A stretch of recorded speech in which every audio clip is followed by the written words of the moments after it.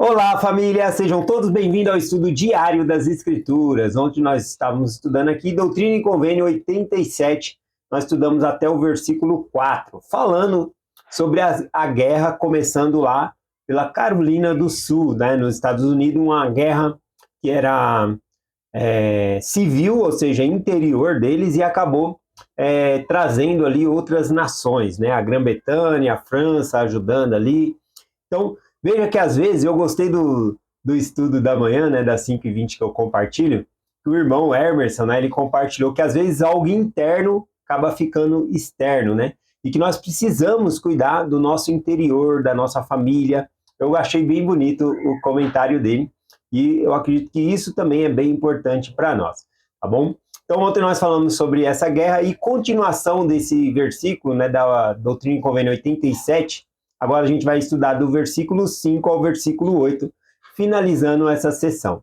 Bom, após falar essa guerra civil, agora ele fala também sobre guerras de outras nações e calamidades, tá bom? Que nós vamos estudar aqui agora. Então, vamos lá.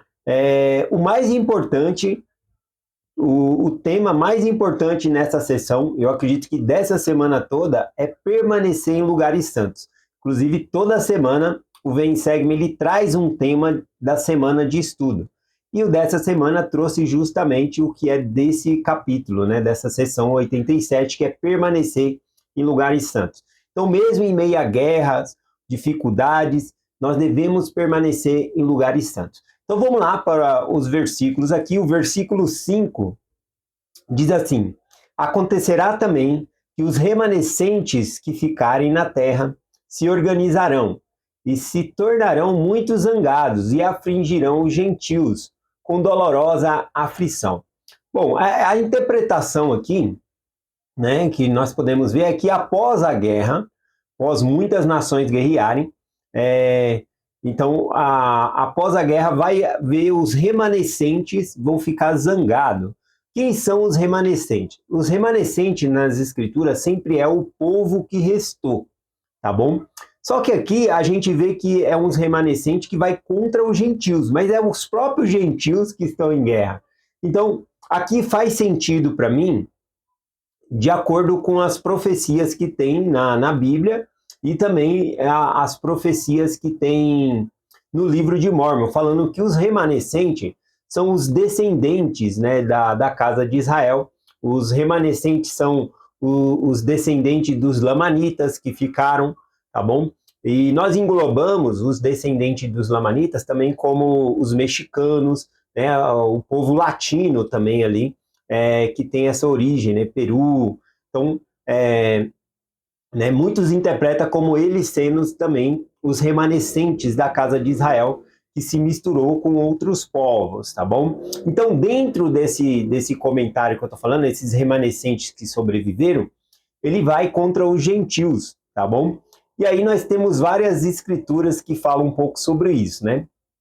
Comentando só um pouco, lá em 3º Nef, capítulo 20, eu esqueci de marcar o capítulo. Acho que é isso mesmo, do capítulo 20 e o capítulo 21 fala desses remanescentes, tá bom? Que iriam vir contra os gentios. Fala que ninguém os vai conseguir detê-los, que o Senhor vai dar força para eles, tá bom? Se nós interpretarmos literalmente os índios, né, então faz sentido também, porque após guerra eles podem vir dominando esses lugares, porque as nações vão estar devastadas, né? E também o Senhor vai fortalecer esse povo, né? A gente pode ler lá em 3º Nef, capítulo 20, o versículo e o capítulo 21. Outra profecia também fala lá em Miqueias, né? Miqueias capítulo 5, do versículo 7 ao 8, fala dos remanescentes de Jacó, ou seja, das tribos de Israel, que eles virão como leão entre as nações, né? Então, olha que interessante essa interpretação. Isaías também fala sobre isso, mas mais especificamente, pegando ali em 3º Nef, capítulo 21, do versículo 12 até o versículo 21, também fala dessa profecia dos remanescentes, né, serem fortalecidos pelo Senhor e agirão, né, contra aqueles que foram contra o Evangelho. Por isso que veio essas calamidades, tá bom? Porque as pessoas não estavam vivendo os mandamentos, o evangelho do Senhor.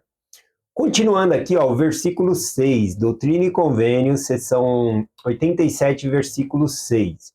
Diz assim: Assim pela espada e pelo derramamento de sangue, os habitantes da terra lamentar-se-ão, e com fome, com pragas, terremotos, e também com trovões do céu, e violentos e vívidos relâmpagos.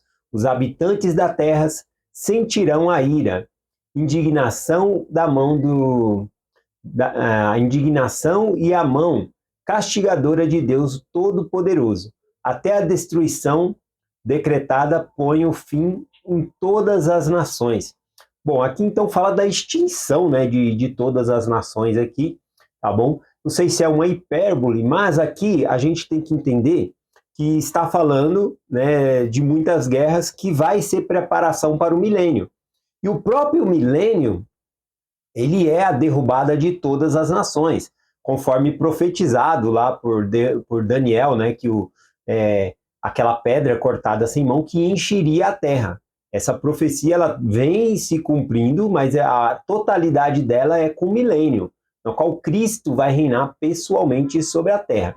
Então todas as nações elas vão sucumbir, porque Cristo vai reinar, tá bom? A terra vai ser de Cristo, ele que vai reinar aqui.